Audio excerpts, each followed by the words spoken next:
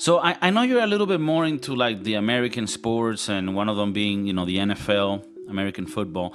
And I have recently seen in the news and in the social medias something about a collision that happened, and apparently it's all big. And I wanted you to give me a little more context if you do know. It got me confused first because the player is called Tua, or I think that's his last name, Tua. And apparently this guy was in a collision. He's very young, and he was in a collision where he sort of lost, control of his body. His hands were curling up, and that's like a sign of like a very hard concussion.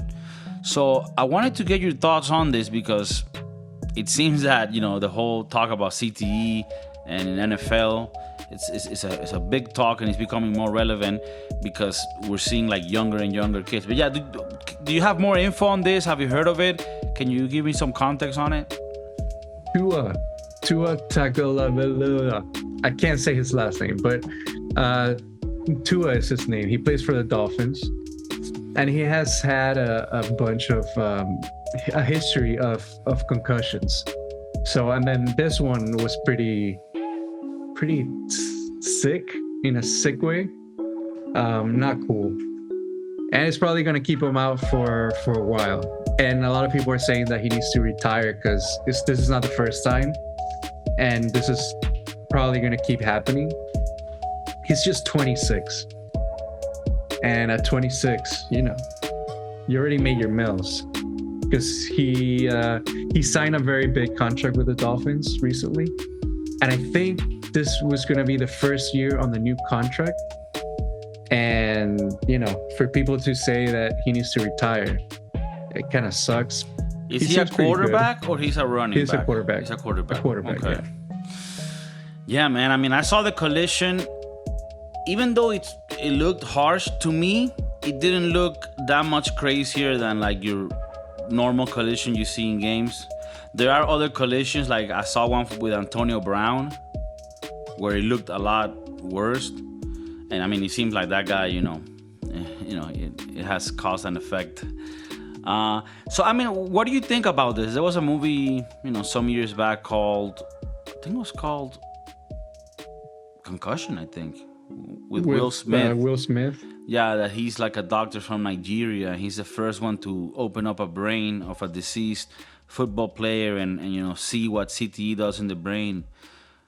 I mean, like, they have the helmets, they have the padding, but at the end of the day, when you have a collision with your head, even if the things around it make it softer, you're still going through a concussion. Like, for example, like I ride mountain bike and I use a helmet that has, these paddings and things. And if I have a collision, hopefully I never do, knock on wood, and if I hit my head, this is supposed to protect it as much as possible. But ideally, you don't want to get hit in the head at all, even with the helmet.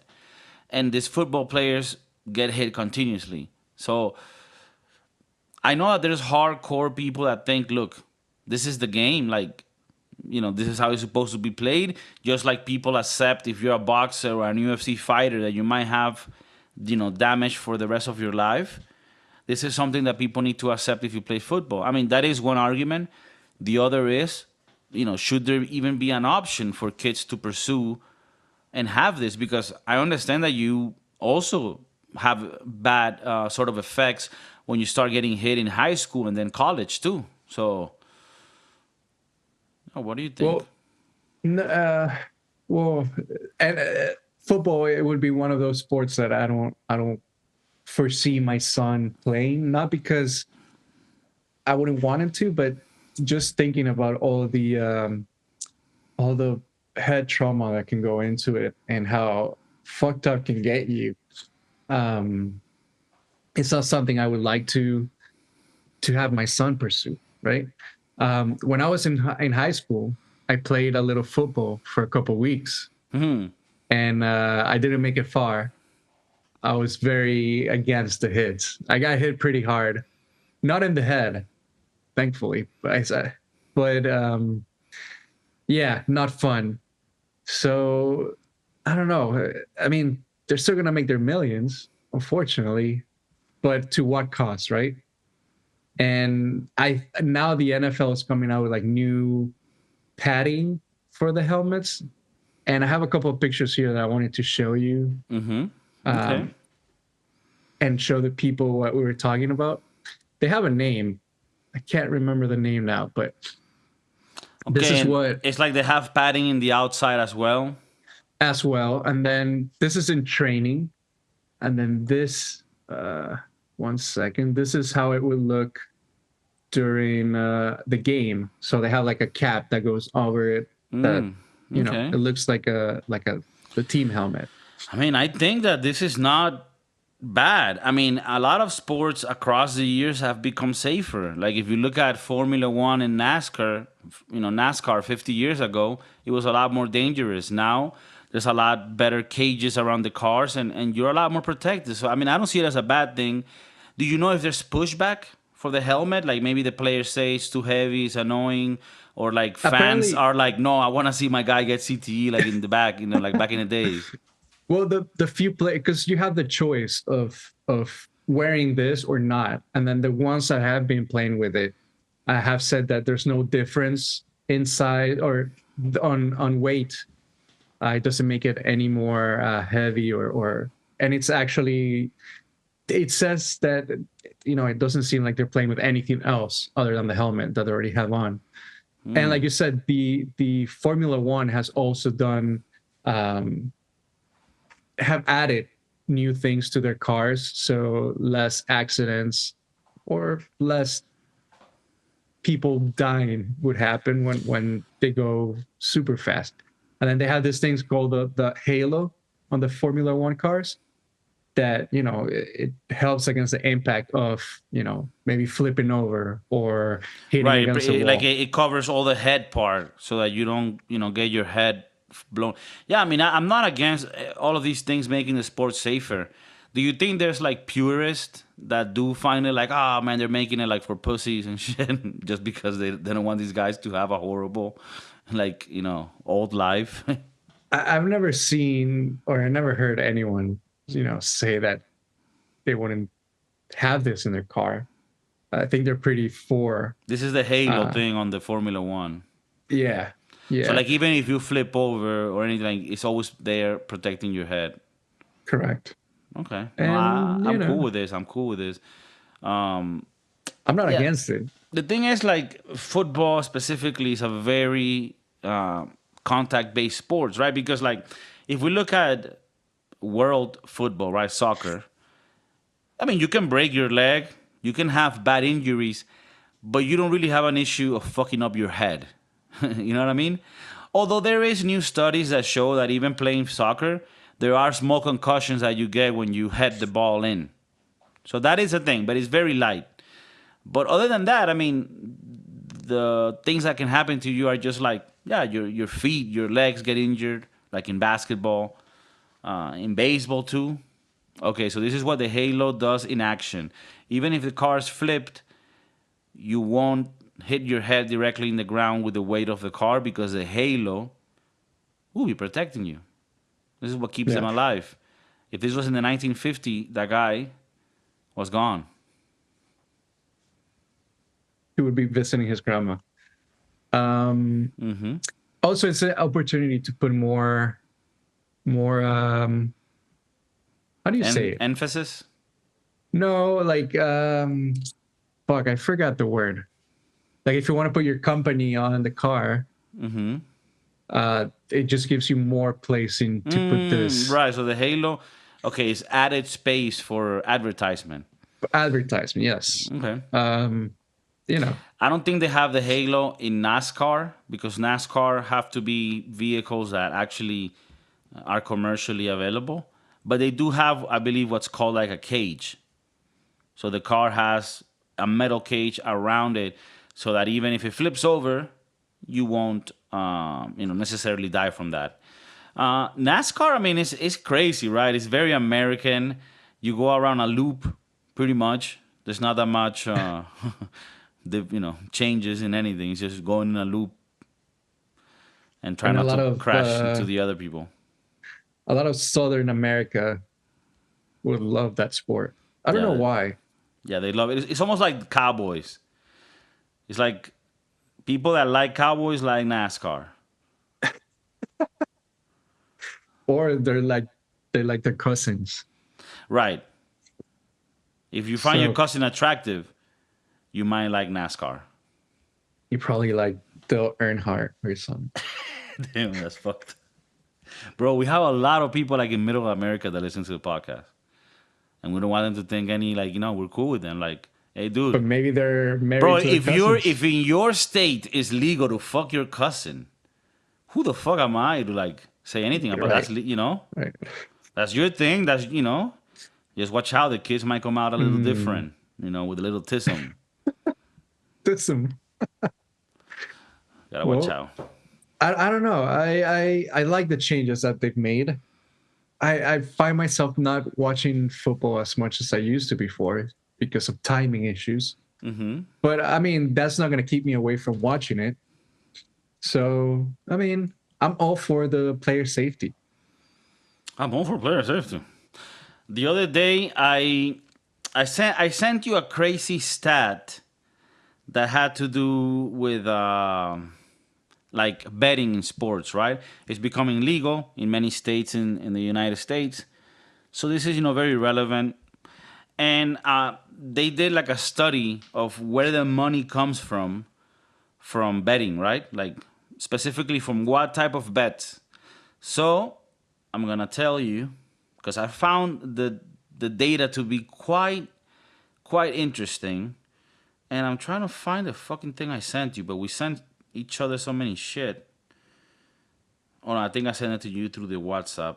So my Through the bad, guys. WhatsApp, I know that this doesn't translate good on the podcast. I was like wasting it time. just shows how ready we are. No, I mean it's a readiness in our eyes. I'm almost there. I almost got it. Just bear with me. 5 seconds. If you find it sooner, Chef Maurice, let me know.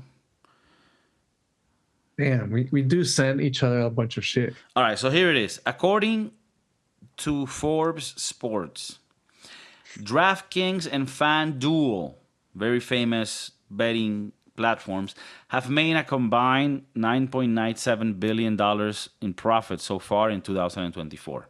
And this is the interesting part. 80% of those profits, sorry, 85% of those profits come from parlays.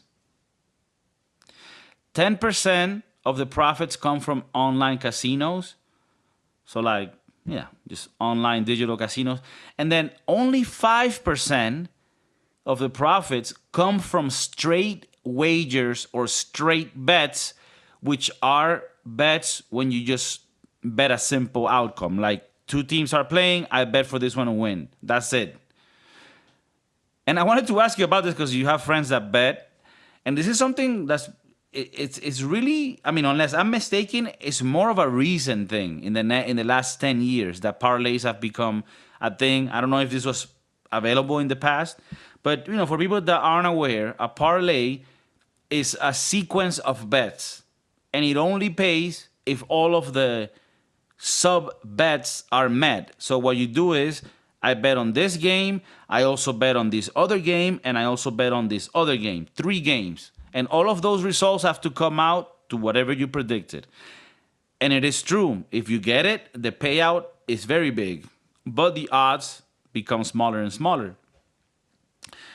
I found this to be quite interesting because it's like people don't give a fuck about like a sure win if it doesn't give you that much of a profit. They're like, no, I want the thing that is very unlikely to happen, but if I get it, I'm a millionaire. So they bet on like 10 games. And it's so unlikely for that to happen. I wanted to ask you first, do you feel this? Have you seen this shift? And if so, do you think that parlays are like the lotto for bros? Like older women, right? They might, or older people, they might play the lotto. That's their little hope every week. Mm, It's very unlikely for it to happen, but the hope of it happening because the payout is so big is what keeps you alive. Do you think parlays do that? Because now people don't even, like you said, like you see here, 5% do straight bets. The rest do parlays. Like, what the fuck? I think parlays it's what's gonna make you like more into it, right? Because if you have several games going at once, it's just going to keep you watching and being on top of it all the time. And I think it's what, a lot of people are seeking that thrill of of finding different reasons to watch a game that may not be the most likable game. That happens a lot in the NFL. That there's usually like one game a week that kind of sucks, but people bet on it, so they have a reason to watch it. Right, I do.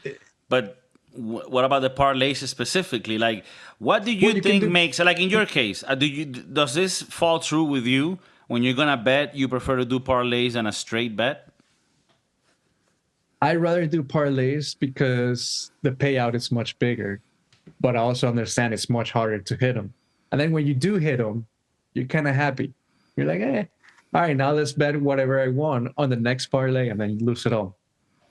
So Do you think that just making a straight bet in one game is just too boring? Like these days, you need a lot more thrill to get your little, taint tickling. I think maybe that's it. You need that thrill of it, that little itch. You need you need like more. Well, Like, that's one of the epidemics about betting, that you need more of it, and then that's why a lot of people go bankrupt on it. and that's why people start betting on like the Lithuanian basketball league type shit. It's like whatever is on, I need to bet. Yeah, I mean the whole betting thing. Obviously, it can become a vice. I can also see how it can become fun with this bets. But I do find it funny that like whenever I speak to my cousins and friends that do bet on sports, it's always parlays. And then I saw this report that confirmed that 85% of all bets of all profits come from parlay bets, and then only 5% come from straight bets.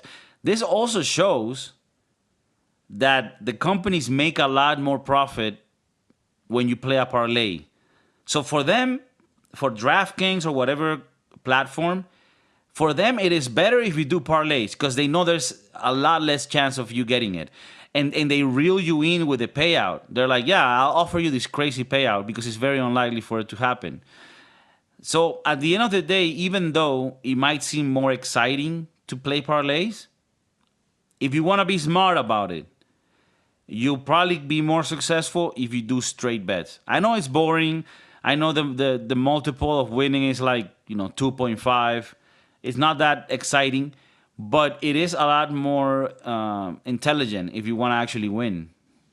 You know that you can also do like parlays on, I don't know, in soccer you can do like who scores, how many goals, if this person is going to get a yellow card, or so it doesn't have to be just the outcome of the game, but you can bet on much more things than just that.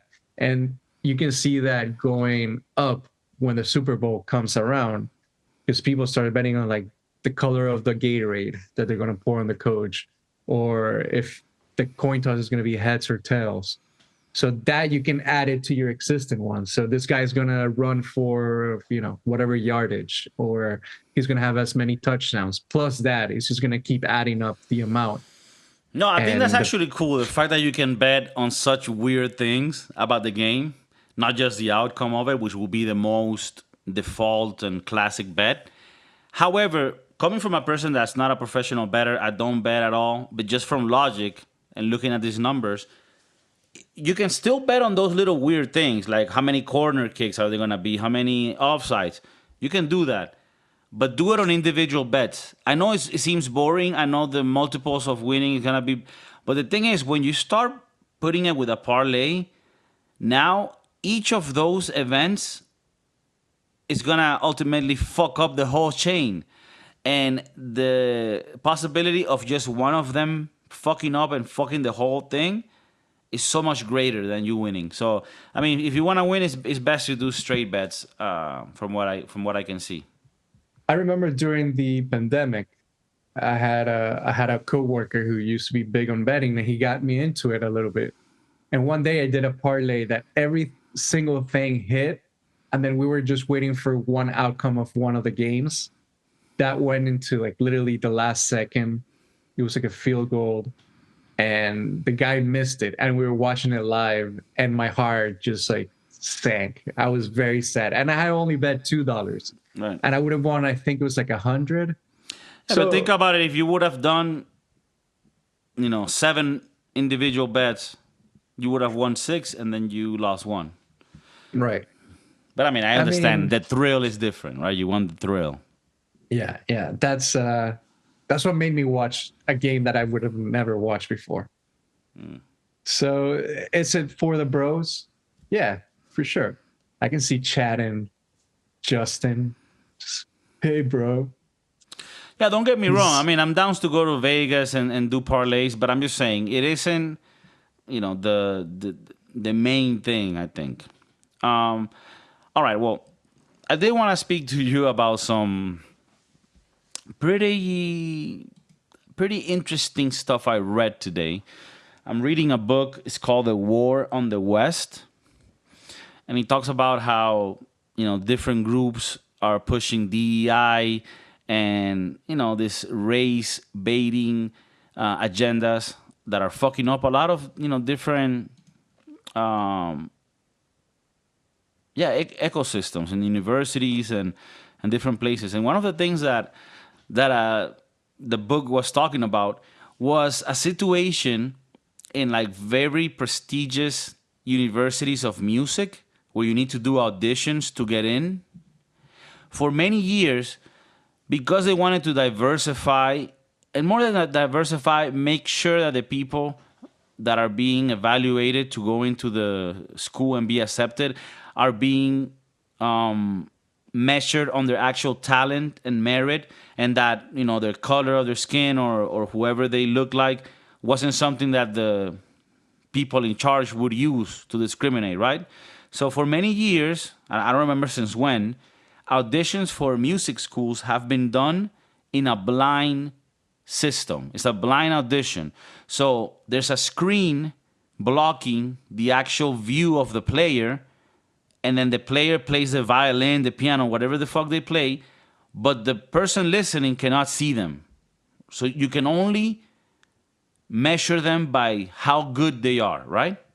Now, I would think that this is very fair, right? Because regardless of the color of your skin, if you're good enough, you get in. And the admission person doesn't know your color, where you're from, anything, so they can only go by the actual purity and goodness of how you are in your instrument.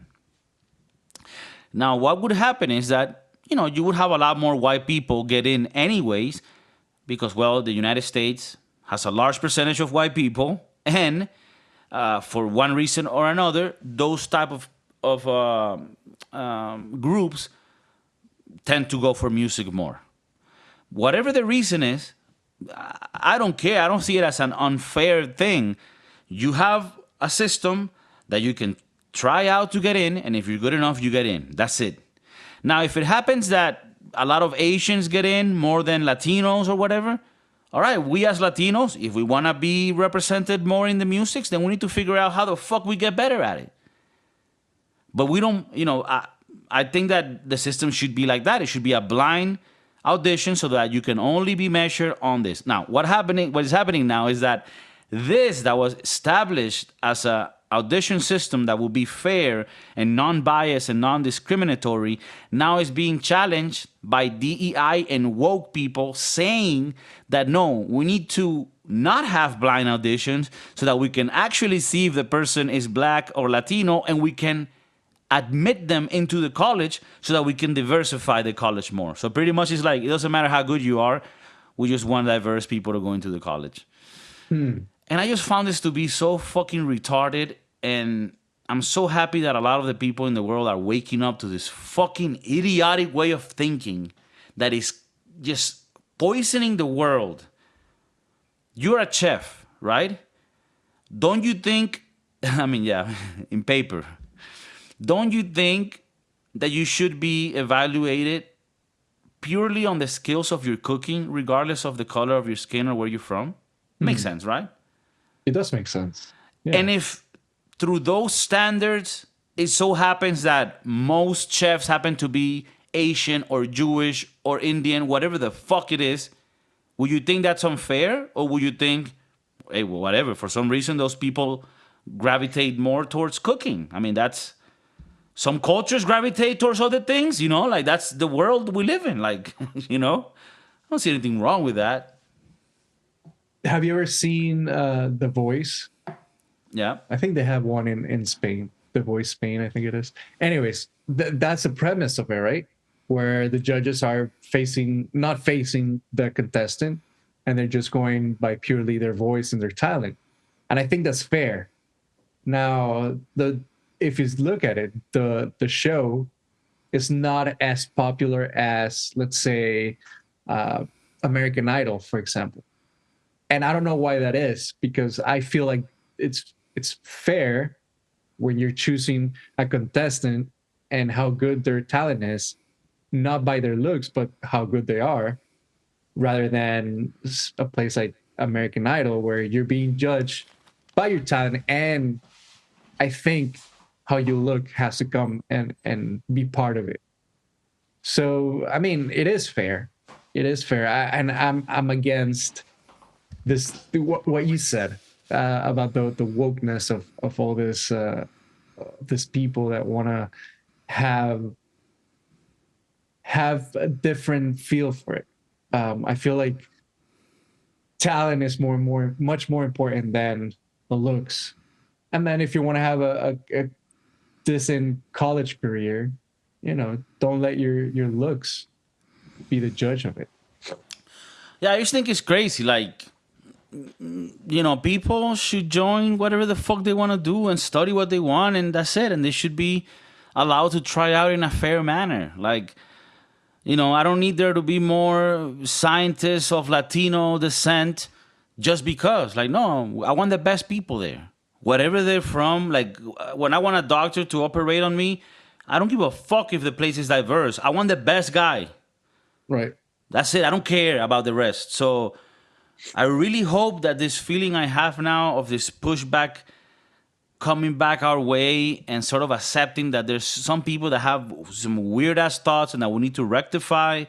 We've talked about it in the past as well with the whole, oh, I'm a woman, but I feel a man. No, we're women and we're men. That's it. And you're born with it. And that's it. Now, if you like the same sex, that's perfectly fine. I have a lot of friends that are gay and they're cool as fuck. I have a lot of lesbian friends. Those ones hurt a little more because it's like, damn, you're a girl that's pretty and you're not in the market for my friends, Mm-hmm. With my friends that are gay, it's like, okay, better. Especially, I have good-looking gay friends that I'm like, perfect. You're one less person that I need to worry about as a competition. That's perfect. It's a different way of seeing it. Yeah. I didn't think about it that way. Yeah, think about it that way. Yeah, I mean, I don't want to be judged by how I look, rather by my like imagine my you applied to like do an internship in, I don't know, some big chef's kitchen, right? That you wanted to go to. Let's say that you find out they hire you and that they had a quota. They needed to have at least 2 people that are from Latino descent. Wouldn't you feel like a little shitty about it? You're like, damn, did I get in because I'm good, or did I get in because I'm fucking Latino or whatever? And I think a lot of the restaurants I worked at before have a quota that they needed to meet. Really? Yeah. Yeah. I mean, I worked in an Asian restaurant that didn't have any Asians, and then all of a sudden they need to kind of pump up the numbers. Right. I mean, like, as a customer, you don't want to go to a Chinese restaurant and see a bunch of Mexicans. I mean, I'll be honest with you. If the food is good. I'll be honest with you, and this is something that people might not know, but Anthony Bourdain will talk about this a lot. The best restaurants that you go to, Michelin stars in New York, Chicago, whatever, in the back, you don't have fucking grandma cooking the meals. No, it's Salvadorians. And they do a hell of a job in the kitchen. So, yeah, I don't mind if it's, again, meritocracy. Who can do the fucking thing the best? That's the one I want. That's the one I want. That's it.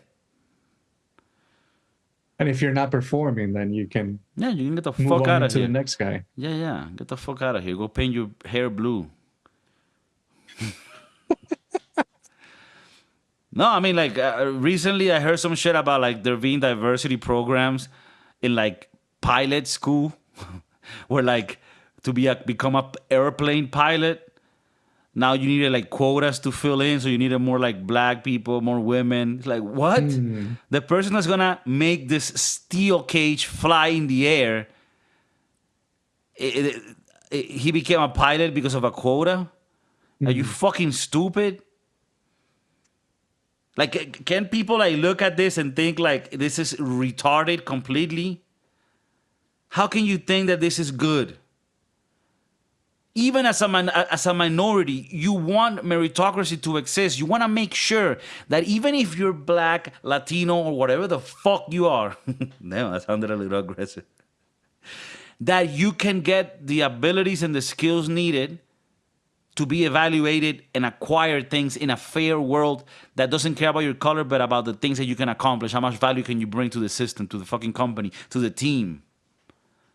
And if you don't think that way, then you're a weak little bitch. Damn, today I'm on fire. I'm sorry. I shouldn't. I'm a little bit aggressive today. I like this Kiko. I miss this Kiko. Sometimes I get a little aggressive because I read this book today. I gotta tell you what the author is. People think of him as like a right-wing racist, but it isn't. His name is Maybe he is. We don't know. Douglas Murray. He's like this British guy that speaks like, the immigration is, very bad for the country. No, but I swear, like, I'm reading the book. I'm almost done with it. It's very interesting. And one of the chapters was talking about gratitude. Because what's happening these days is that people are, like, for example, saying, oh, we need to take down statues of, like, past, leaders because they were racist or they were linked to, like, slavery or this and that. And it's like, look, man, 200 years ago and before that, everyone was doing horrible shit if you compare it to today's standards. Slavery was the thing to do. Not just black people were involved in slavery. Everyone was fucking slaved. Indigenous people, slave people, African tribe leaders enslaved their own people. In Ireland, they were the first fucking slaves. In the Balkans, in Russia. I mean, slavery was how you got things done. That's how you built pyramids. You enslaved people. That was the world back then. So when they say, like, oh no, Thomas Jefferson, he's a piece of shit because he owns slaves. It's like, bro, you need to look at history with a grain of salt, in the sense of you cannot criticize them with today's standards. That's the whole point of progress. We've made it so far in the world that now we look at those behaviors and we're like, hey, some of that shit was fucked up. But that doesn't mean that Thomas Jefferson didn't do great things, that George Washington didn't do great things, for the world. And one of the things that they do is that they look at the West, at, what the West has been able to do in the last 500 years, and they look at all the bad. They don't look at any of the good. And then I say, okay, compared to what? What was the rest of the world doing that was so much better than what the West, Europe, and the US were able to do in the last 300 years? What was so great in other places? When you think about which places defend human rights the most, where you can be gay, not only with pride, but with flavor. You can live in Berlin and fuck a Venezuelan kid, 18 and over. And it's totally, not only legal, it's like applauded. In Madrid, if you're not gay, you're boring. Boo. Are you boring? I'm boring, yeah. I do missionary, like I'm just boring as fuck. Cisgender male. Piece of shit. So, what I'm trying to say here is, compared to what? What other places? Okay, I ask you, is there another place aside from like the places in the West, like Australia, US, the UK, Europe? Are there places aside from there where you can be gay, trans, whatever you want, think however you want, where you can become whatever career you want regardless of your color or where you're from? Is there a place where you can do that better than in those places I just mentioned? Probably not. Probably not. So why are we criticizing, not you and me, but like when I read these type of books and when I look online and I look at the people, oh yeah, the US is a piece of shit, racist country, homophobes. Okay, where are we doing this better? In what other country Do they do this better? Because from what I understand, there's countries where they will kill you if you suck a dick. Damn, just for the taste? Just for tasting the tip, bro, they'll behead you. Imagine that. I mean, I don't have intentions in sucking a dick in the near future, but I want to have the option. I want the option to be there. You know? You don't know if you become 80, you're like, hey, let me see what it all, it's all about. So, yeah, I know I'm not angry. I'm just like passionate about this topic because now I'm becoming even more like, I don't give a fuck if you think I'm whatever the fuck you think I'm not. I'm a good guy that I want the best for everybody. I have sisters. I have a mom. I have, family members. And I don't care if you're gay, lesbian. That's fucking cool. I love that. Sexy. I wish I was like bi and I could just fuck anything. I mean, I wouldn't be able to anyways. I'm kind of married now, but you get what I'm saying? Like we don't have a problem with that. We grew up with a bunch of friends that were gay. Like that was cool. For us millennials, that was like boring. Okay, you're gay, boring. I mean, it wasn't boring. It was a little funny back then. It was still a little funny, but we didn't care. You remember our friend Carlos? Carlos, if you listen to the podcast, Venezuelan, super gay. He would go out with he would go to prom with a girl, but we all knew Carlos is, he's into dudes. I went out once with a girl who was a lesbian. Yeah. Oh, really? Yeah. And were you sort of the cover up for her? Maybe it was that. She kept mentioning or was she trying the chorizo? She's like, I mean, let me taste this for the last time. Do I like the chorizo? Let me make sure. She kept bringing up an ex-boyfriend who was very, very weird. Mm-hmm. Very, it has a name. I can't remember the name now. Anyways, later on, I found out that the boyfriend was actually an ex-girlfriend. And yeah, that's how I found out. And she. Okay, but did you do things with this person? Did you kiss, shit like that? Yeah. We did a bunch of stuff. Oh, you guys went out. Yeah, out. And we then weren't official. We were like dating. And then after she never tasted dick again. I don't know. Maybe she has. Because I mean, and this is not your fault or anything, but that is one uncomfortable moment. If you're with a girl that's trying to taste to see if she likes chorizo, and then after she decides to go lesbian, you feel a little, culpable. Like, was I the last straw for her? Like, she's like, yeah, I definitely don't like this. And you're like, damn, maybe I didn't, do my job well. But also, I mean, I think she was a lesbian before. Mm-hmm. And then she wanted to try something different, and that was it. But she never told me she was. But was it like to try something different to be naughty, or was she trying to like? Maybe she wants to discover herself. But it wasn't to like, oh no, I can't be a lesbian. Let me try chorizo. At least I didn't know. I mean, again, she didn't tell me she was a lesbian until later. So. Okay. Okay. No, but hey, this is interesting because again, I don't have a problem with this. That's cool with me. But if you think you were, no, today's bad. If you think you were born in the wrong body, that's called, what's it called? I think it's like, what's it called when you like think you see people and shit? Hallucinate? No, but like, there's like a medical, that movie, The Beautiful Mind, with Russell Crowe? Yeah. He has this thing. It's like when you have a mental issue where you think you see people like that are following you. Can't remember. You have like not multiple personalities, but whatever the fuck. Yeah, like if you think you were wrong in the wrong body, there's two things here. Obviously, you have an issue, and that's not something that's bad. Like we need to, let's help you. But also, how do you know you were born in the wrong body when you don't know what it is to be born in the other body that you think you were born in?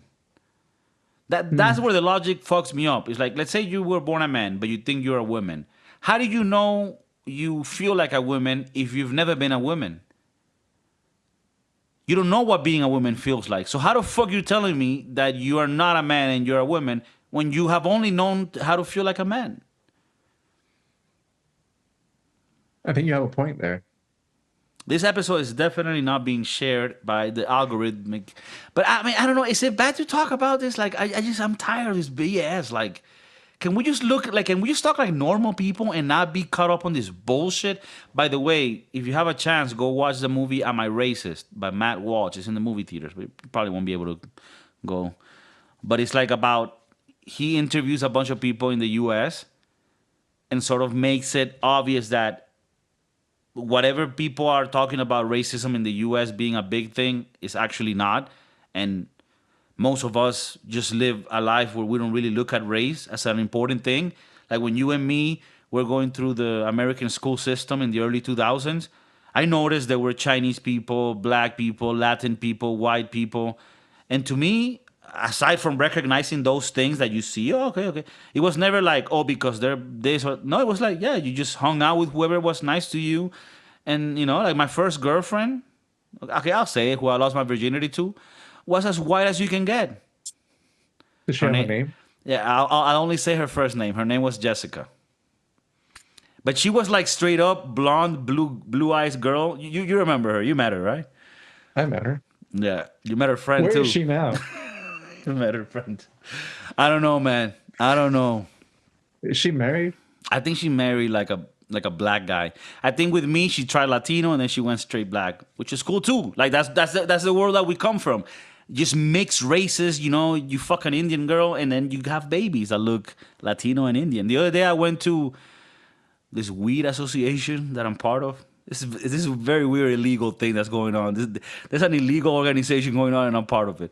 Okay, and the guy there was like, hey, you look gypsy. But not in a bad way. Like you look Gitano. I had just gotten my fresh cut, and I'm like, hey, maybe us Latinos with a little tan, we look a little Gitano, a little gypsy. That's fine.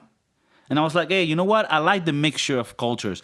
I love all that. I love for all these different cultures to meet and embrace the things that we have different, but also embrace the things we have in common. Cultures have to have common ground on certain things. Like what? We need to respect women. Women are worth the same as men here, not like dogs. We also respect the gays and the lesbos. Homies. So what's the problem? What's the fucking problem? The only problem are the psychos that they think they're a fucking iguana. That's the problem. Have you ever, Chef Maurice, woke up one day and thought, hey, I feel like an iguana? Because of the different skins? I don't know. Have you ever, as a young boy, discovering your sexuality, us that were not circumcised, because we're not supporters of genitalia mutilation in babies. Have you ever, when you were a kid, pulled the extra skin on your penis, pulled it forward and think, oh shit, I feel like I'm a lizard? Probably. I just don't remember it. But probably has happened. I remember grabbing the extra skin and like twisting it and making it like two little horns. So my penis looked like a snail. I don't know if you get the visuals. I do. Like imagine if unfortunately, if you have an uncircumcised penis, right? Which is a normal penis, by the way. Okay? It's a normal penis. It's the biggest. And you pull, I don't know if you can do it now with a grown man one, but I haven't tried it in years, decades. But if you pull each sort of corner of the extra skin and you twist it and pull it up, you kind of make like a little horn and it looks like a snail. Anyways, so what I'm trying to say is discovering your sexuality is part of life. But what I'm not down with is the bullshit. So just to conclude, and sort of not conclude, but like just go move through, on. Yeah, move on. No, go through the points. Is meritocracy. So whoever gets this spot, the job, the whatever the position, is whoever's best at it, regardless of. Maybe Jessica went through meritocracy. In what sense? She married. She tried a lot, and then she married the one that was best for the job. Yeah, and apparently I wasn't. I do believe it has something to do with me being Latino. And not because she was against Latinos, but it's like more like a cultural thing. She's like, this guy isn't American as much as I would want him to be. He doesn't get 4th of July. Yeah, he has a fucking strong accent, and my dad is not cool with it. And then, hey, I don't find it to be racist. I think that's cool. Right. I think a father should be like, yeah, I don't want your boyfriend to have an accent. I think that's perfectly understandable.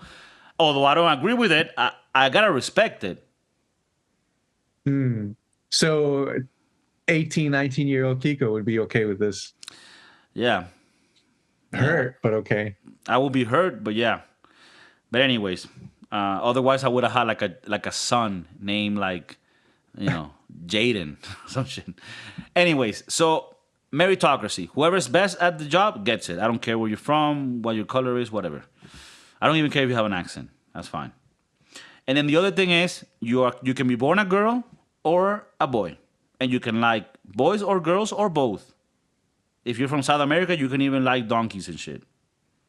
What you cannot do, okay? This is proven by science. What you cannot do is think that you are an iguana or anything else that you're not. Because then we're defying the laws of science and physics and biology. Like there's like 3 science being violated right there. And for my friends that listen that at this age, they're teachers, right? Like we used to be the kids. Now people our age, they're teaching kids. So for all my friends that didn't really accomplish their dreams and teach in a middle school, teach the real stuff. This is a Y, a female chromosome is, XX, and then a man chromosome is XY.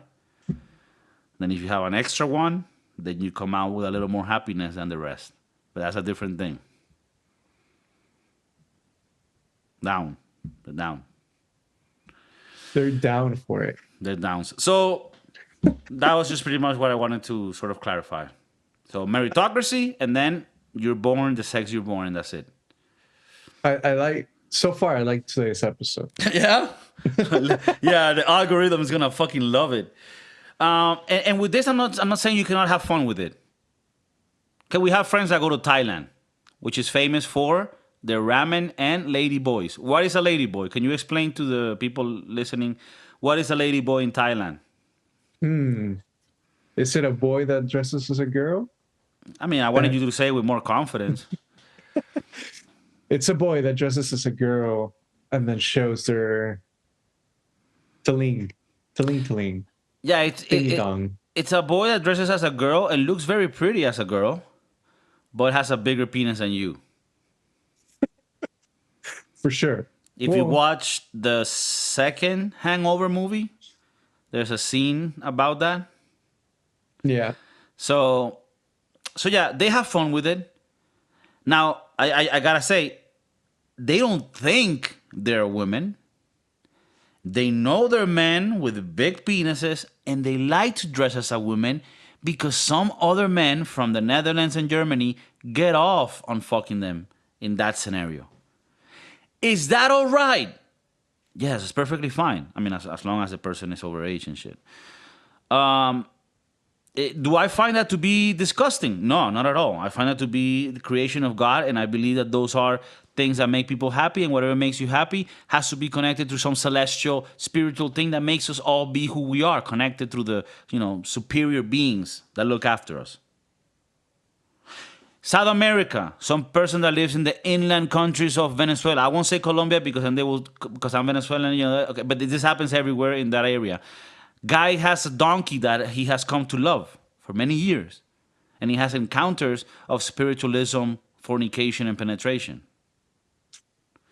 Is that something that... Okay, sorry, yeah?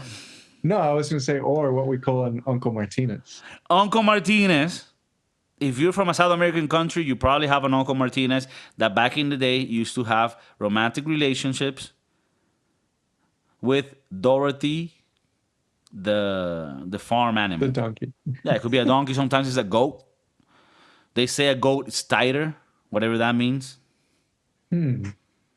Smaller animal, I guess. I don't know. So, yeah, I mean, what I'm trying to say is that love can come in different ways. But at the end of the day, we need to be bound to reality. So, again, what are the messages of today's podcast? Okay, YouTube, listen up. Meritocracy. Whoever does the best job gets the job. You as a chef, when you go make food, they like, damn, this guy can cook. We want him.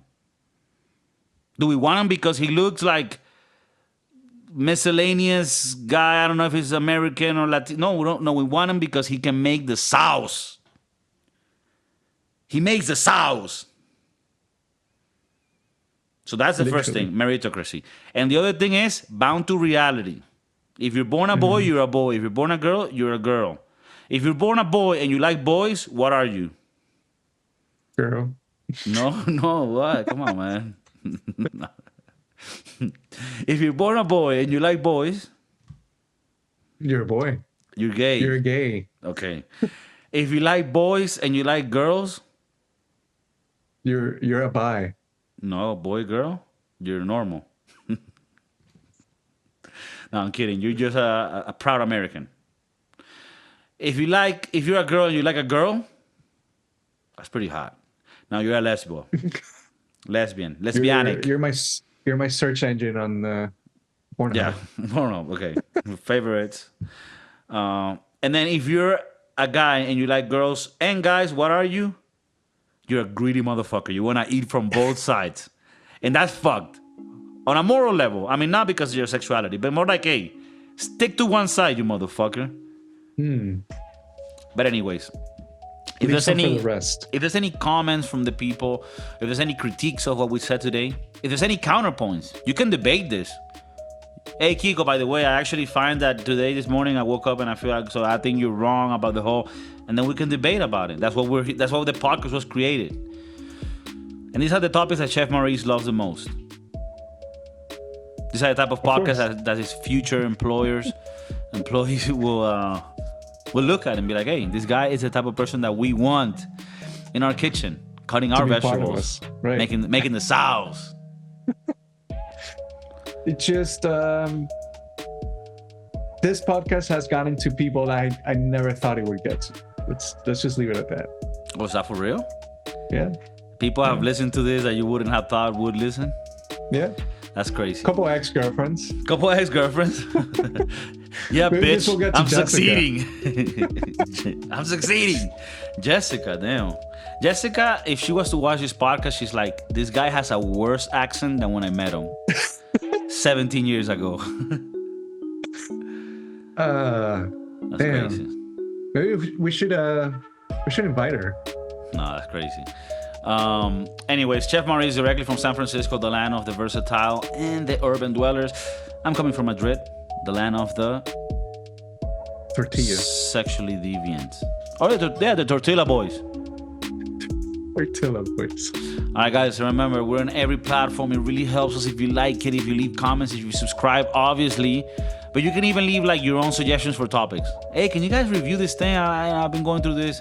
If you have an issue, hey, bro, I've been going through this. You guys are a little older than me. I'm 25. I have an addiction to Xanax, and I really need your help. Hey, write to us. Either me, Chef Maurice, we're on TikTok and everything. What are all the other platforms that kids use these days? We're there. MySpace, we're there. AOL Live, we're there. H5. Like H5? Like yeah, like H5. No, like the letter H and then 5. Yeah, not like H5 people. Is that where you're hanging out these days? That's not what I do.